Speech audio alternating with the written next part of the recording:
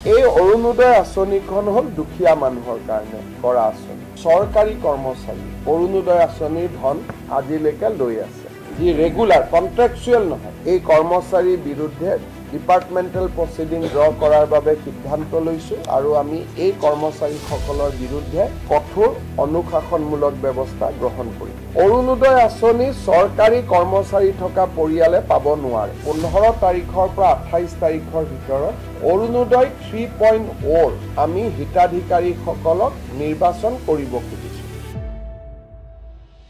অৰুণোদয় প্ৰশেষ চলি আছে, অৰ্থাৎ 15 তাৰিখৰ পৰা 28 তাৰিখৰ ভিতৰত অৰুণোদয় 3.0 আমি হিতাধিকাৰীসকলক নিৰ্বাচন কৰিব খুজিছো আৰু অৰুণোদয় 2.0 আমি বন্ধ কৰি 3.0 লৈকে যাব খুজিছো। 3.0 বেছি হিতাধিকাৰী থাকিব, সম্প্ৰসাৰিত ব্যৱস্থা হ'ব, লাহে লাহে জীৱন বীমা আদিৰ লগতো লিংক আপ হ'ব। কিন্তু এই অৰুণোদয় আঁচনিখন হল দুখীয়া মানুহৰ কাৰণে কৰা আঁচনি। আমাৰ চৰকাৰৰ দৃষ্টিগোচৰ হল যে 682 জন চৰকাৰী কৰ্মচাৰী অৰুণোদয় আঁচনিৰ ধন আজিলৈকে লৈ আছে। যেতিয়া তেওঁলোকৰ একাউণ্টবিলাক আমি বেংকৰ লগত মেটচ কৰিছিলো, তেতিয়া আজি ধৰাত পৰিলে বা আমি গম পালো যে 682 জন চৰকাৰী কৰ্মচাৰী, যি ৰেগুলাৰ কন্ট্ৰেকচুৱেল নহয়, যি নিয়মীয়া চৰকাৰী কৰ্মচাৰীয়ে অৰুণোদয় আঁচনিৰ ধন ইমান দিনে লৈ আছিল। আজি আমি গোটেই কেইজন এই কৰ্মচাৰীৰ বিৰুদ্ধে